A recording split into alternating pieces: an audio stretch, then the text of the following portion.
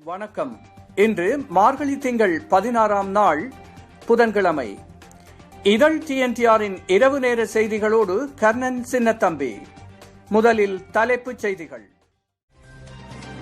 இலங்கையின் பொருளாதாரத்தில் சீனாவின் தலையீடு, வடபகுதி மக்கள் மீது ஆளுநர் PSM சார்ல்ஸ் கடும் விசனம், இந்தியாவில் ஆந்திர மாநிலத்தில் மர்ம நோய் தொற்று அபாயம், லண்டன் கவுன்சிலோ பகுதியில் தாயும் மகளும் சடலமாக மீட்பு, அமெரிக்காவின் பயங்கரவாதி ட்ரம்ப் பதவி விலகினார், ஈரானிய அரசு தலைவர் கருத்து.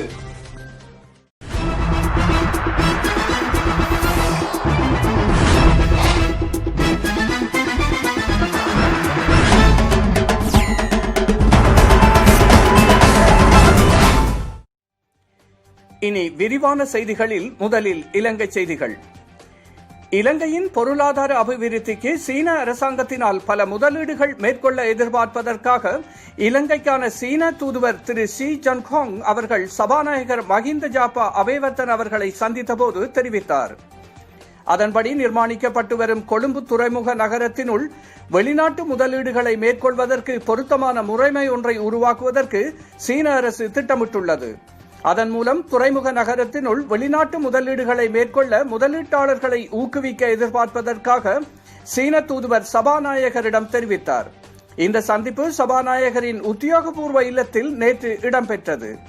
அதேபோன்று 600 மில்லியன் அமெரிக்க டாலர்கள் முதலீடாக ஹம்பாந்தோட்டையில் நிர்மாணிக்கப்பட்டு வரும் டயர் தொழிற்சாலையை ஒத்த டயர் தொழிற்சாலை ஒன்றை மதுகம பகுதியில் நிர்மாணிக்க சீன அரசு எதிர்பார்ப்பதாகவும் சீன தூதுவர் குறிப்பிட்டார். சீன அரசினால் இலங்கையில் வாகனங்களை பொருத்தும் தொழிற்சாலை ஒன்றை அடுத்த ஆண்டில் நிர்மாணிக்க திட்டமிட்டுள்ளதுடன் அதன் மூலம் இலங்கையின் பொருளாதாரத்துக்கு பாரிய தூண்டுதல் ஒன்றை வழங்க முடியும் எனவும் அவர் தெரிவித்தார். இலங்கை பாராளுமன்ற சபாநாயகர் உள்ளிட்ட தூதுக்குழுவினருக்கு சீன பாராளுமன்றத்துக்கு விஜயம் செய்யுமாறு சீன தூதுவர் இதன்போது மஹிந்த ஜாப்பா அபேவர்தன அவர்களுக்கு அழைப்பு விடுத்தார். இதன்போது சீன அரசினால் ருகுணு பல்கலைக்கழகத்தின் அபிவிருத்திக்கான நிதியுதவியினை அதன் உபவேந்தர் பேராசிரியர் சுஜிவ அமரசேனவிடம் கையளித்ததுடன் இந்த சந்திப்பில் பாராளுமன்ற செயலாளர் நாயகம் தம்மிக்க தசநாயக்க அவர்களும் கலந்து கொண்டார். இலங்கையில் எதிர்வரும் நத்தார் மற்றும் புத்தாண்டு ஆகிய பண்டிகைகளை முன்னிட்டு நாட்டின் சகல குடும்பங்களும் சலுகை வட்டி அடிப்படையில் நிதி உதவிகளை வழங்குவதற்கு அரசாங்கம் தீர்மானித்துள்ளது. அரசு தலைவர் ஊடக பிரிவு இதனை தெரிவித்துள்ளது.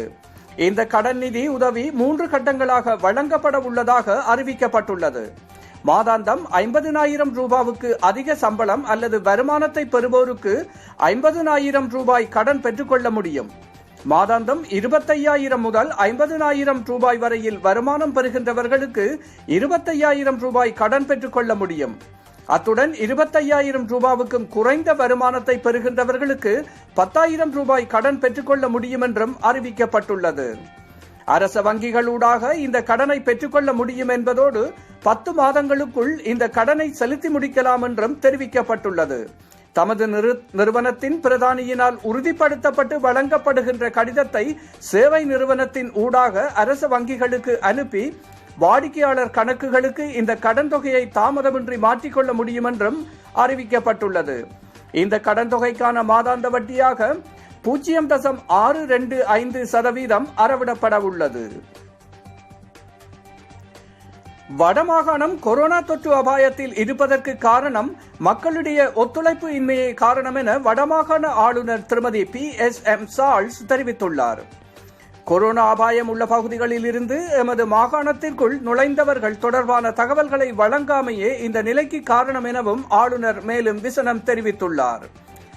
சமகால நிலைமைகள் குறித்து இன்று ஊடகங்களுக்கு கருத்து கூறும்போதே அவர் இவ்வாறு குறிப்பிட்டார்.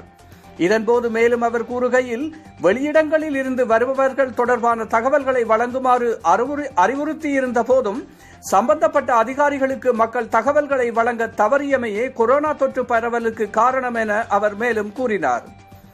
மருதநாள்மட தொற்று நிலைமை தொடர்பில் 500 குடும்பங்கள் வரை தனிமைப்படுத்தப்பட்டுள்ளதுடன் தொற்றாளர்களுடன் தொடர்புடையவர்களை கண்டறியும் நடவடிக்கைகளை சுகாதார பிரிவினர் ஆரம்பித்துள்ளனர்.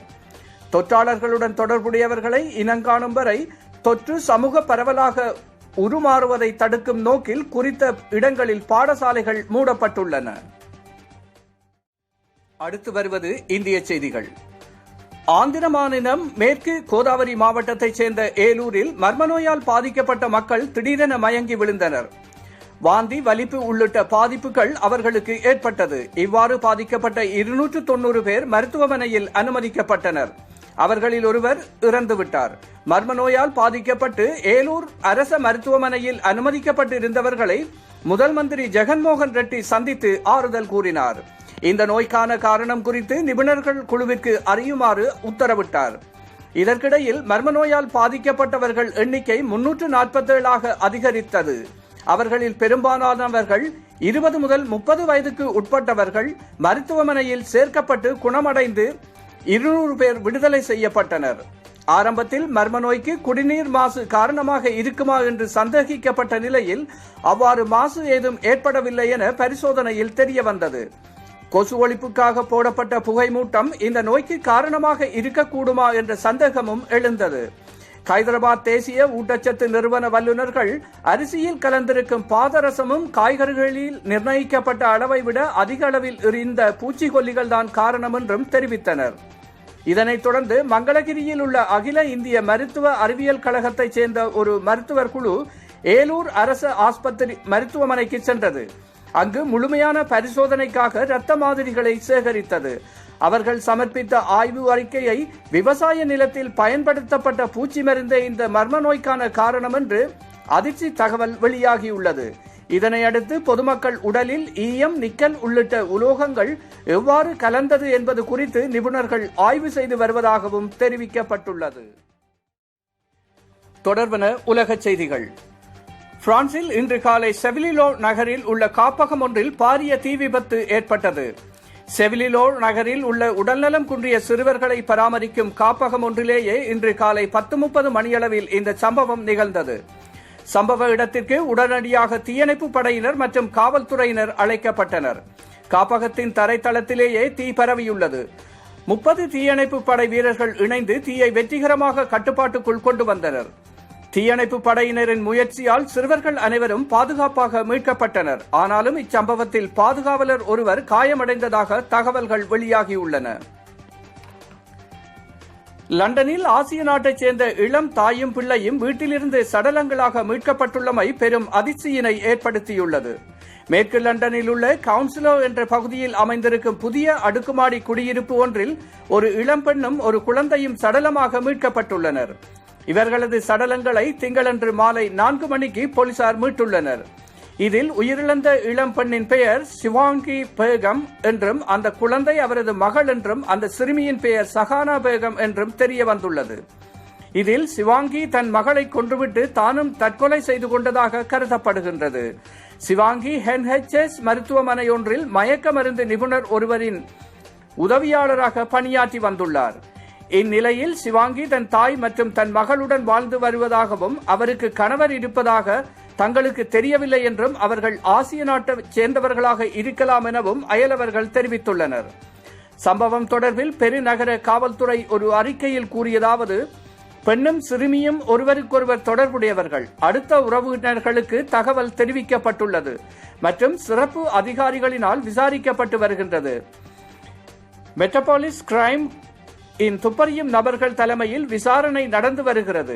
விசாரணை இன்னும் ஆரம்ப கட்டத்தில் இருக்கும்போது இந்த சம்பவத்தில் வேறு யாரும் ஈடுபட்டதாக அதிகாரிகள் தற்போது நம்பவில்லை எனவும் குறிப்பிடப்பட்டுள்ளது. புறஊதா ஒளியை வெளிப்படுத்தும் LED விளக்குகள் மூலம் கொரோனா வைரஸை கொல்ல முடியும் என்று ஆராய்ச்சியாளர்கள் தெரிவித்துள்ளனர். உலகையே புரட்டி போட்டிருக்கும் கொரோனா வைரஸை ஒழிக்க தடுப்பூசி கண்டுபிடிக்கும் முயற்சியில் பல்வேறு நாடுகள் தீவிரமாக ஈடுபட்டு வருகின்றன. அதன்படி அமெரிக்காவில் மேற்கொள்ளப்பட்ட ஒரு ஆய்வு தொடர்பான அறிக்கை photo chemistry and photo biology என்ற மருத்துவ இதழில் வெளியிடப்பட்டுள்ளது. அதில் புற ஊதா ஒளியை வெளிப்படுத்தும் LED விளக்குகளை பயன்படுத்தி கொரோனா வைரஸை கொல்வது மிகவும் எளிது என்பதை கண்டுபிடித்துள்ளதாக ஆராய்ச்சியாளர்கள் தெரிவித்துள்ளனர். மலிவாக மற்றும் எளிதில் கிடைக்கக்கூடிய LED விளக்குகளை பயன்படுத்தி கொரோனா வைரஸை கொன்றதாக ஆய்வாளர்கள் கூறியிருக்கின்றனர். இந்த வகை விளக்குகள் குறைந்த அளவிலான சக்தியை நுகர்வதும் வழக்கமான விளக்குகளை பாதரசத்தை கொண்டவை அல்ல என்பதும் சாதகமான அம்சங்கள் என்றும் அந்த ஆய்வு தெரிவிக்கின்றது. ஜெர்மனியில் இன்றைய புதன்கிழமை நிலவரப்படி கடந்த 24 மணி நேரத்தில் மேலும் 952 பேர் கொரோனா வைரஸ் நோய் தொற்று காரணமாக பலியாகியுள்ளனர். இதைத் தொடர்ந்து ஜெர்மனியின் மொத்த பலி எண்ணிக்கை 23,427 ஆக உயர்ந்துள்ளது. புதன்கிழமை முதல் பொது முடக்கம் அமுலாக உள்ள நிலையில் அதிகளவில் பலி எண்ணிக்கை பதிவாகி இருக்கின்றது.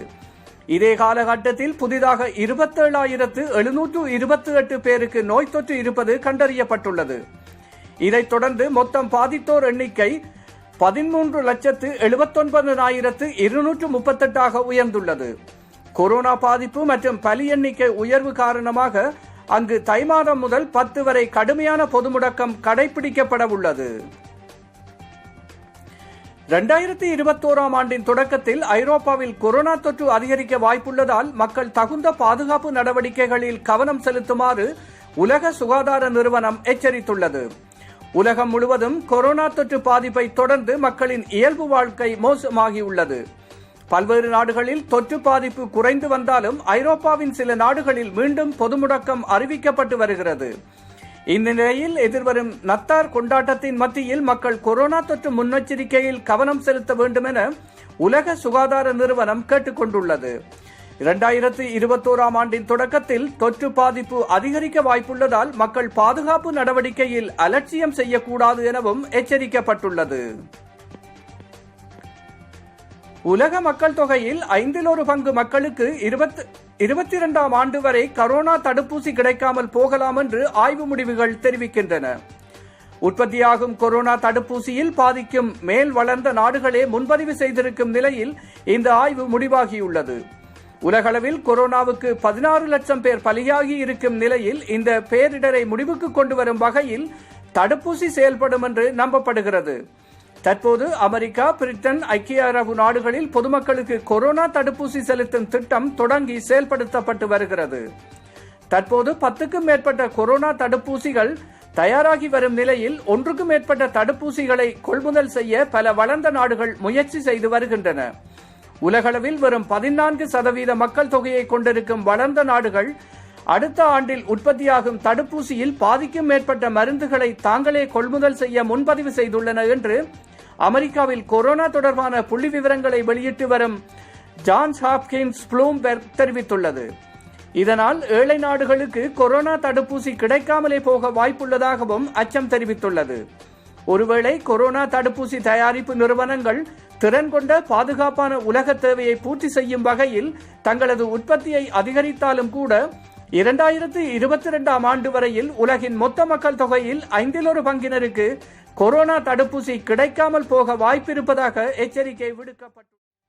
சந்தை ஆராய்ச்சி மற்றும் பொது கருத்து நிபுணத்துவ ஆராய்ச்சி அமைப்பின் IBSOவின் சமீபத்திய ஆய்வின்படி பாகிஸ்தானில் உள்ள ஒவ்வொரு 5 பேரில் 4 பேர் நாடு தவறான திசையில் செல்வதாக கருதுகின்றனர் என தெரிய வந்துள்ளது. 2020 மார்கழி 1 முதல் மார்கழி 6ஆம் திகதி வரை இந்த ஆய்வு நடத்தப்பட்டது. நாடு முழுவதிலும் இருந்து 1000க்கும் மேற்பட்டோர் இதில் கலந்து கொண்டனர். கடந்த ஆண்டு 4வது காலாண்டில் 21% பேர் நாடு சரியான பாதையில் செல்வதாக நம்பினர். அதே நேரத்தில் 79% பேர் மாறுபட்ட கருத்தை கொண்டு இருந்தனர்.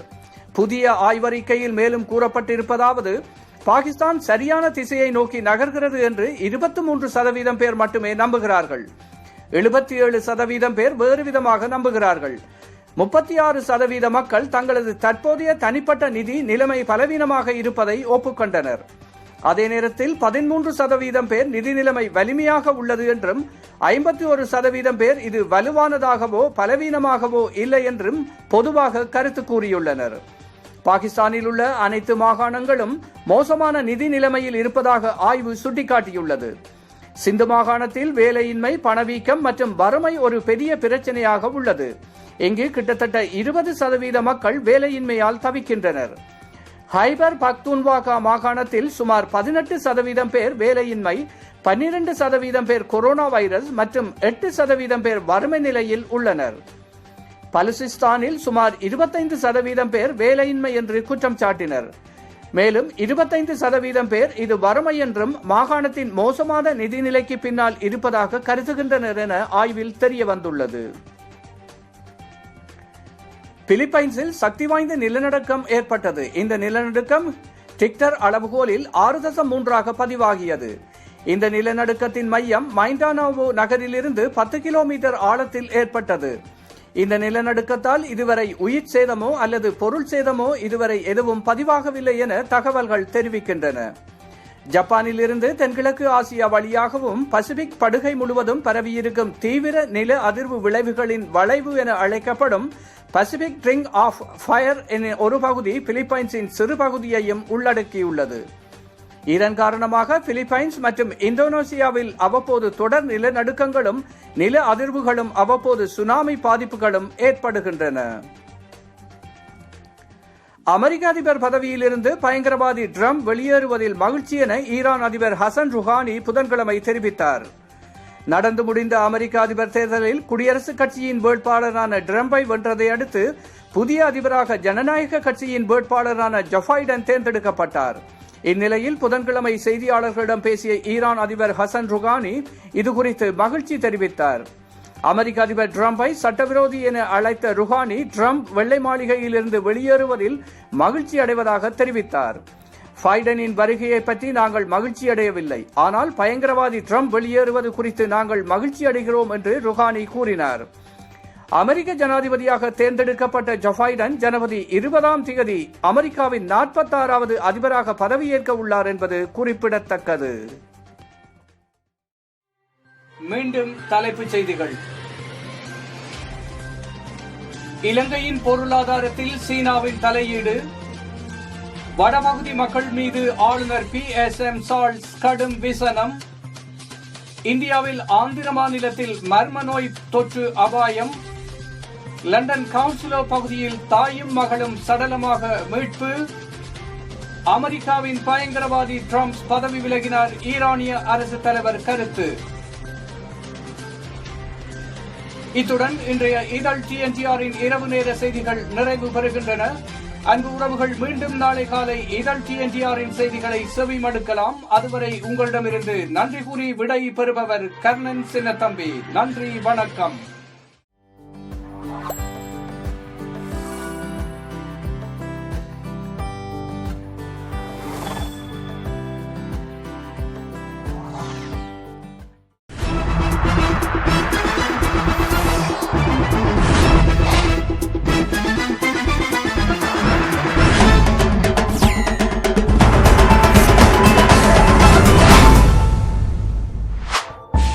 பரபரப்பான உலகில் நாளும் பலவிதமான செய்திகள், உலகச் செய்திகளை உடனுக்குடன் திரட்டி காலையும் மாலையும் உங்களுக்காகவே தருகின்றது இதழ் TNTR ஊடகம். மட்டுமா? இல்லை, இலங்கை இந்திய செய்திகளையும் தேடி திரட்டி உங்களுக்காகவே வழங்க இருக்கின்றது இதழ் TNTR ஊடகத்தின் செய்தி பிரிவு. அனு TNTR நியூஸ். இந்த யூடியூப் இணையத்தை உடனடியாக சப்ஸ்கிரைப் செய்யுங்கள். அருகில் இருக்கும் பெல் பட்டனையும் மறக்காத அழுத்திச் செல்லுங்கள். உங்கள் உறவினர் நண்பர்களுடன் கூட பகிர்ந்து கொள்ளுங்கள். உலகச் செய்திகள், தாயக செய்திகள், இந்திய செய்திகள் உடனுக்குடன் உங்களுக்காக நமது இணையத்தினூடாக.